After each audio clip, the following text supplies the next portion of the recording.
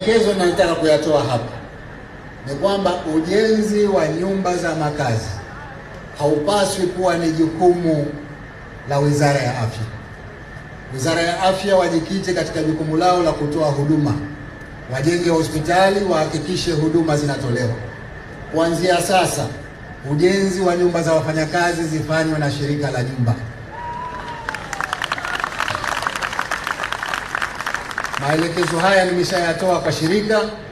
Ni matumaini yangu wizara mnanisikia. Kutoka sasa waonyesheni maeneo yenu tu, ujenzi utafanywa na shirika la nyumba na utafanywa kwa ufanisi na kwa haraka. Lengo la serikali ni kuongeza ubora wa huduma za afya nchini, na ndio maana tunafanya kazi mbili.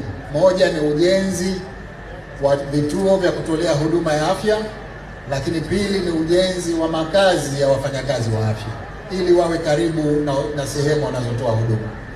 Hivi sasa tunavyozungumza, tuna ujenzi wa vituo vya afya katika ngazi za chini nchi nzima, Unguja na Pemba, lakini tumeshakamilisha ujenzi wa hospitali za wilaya zote katika wilaya 11.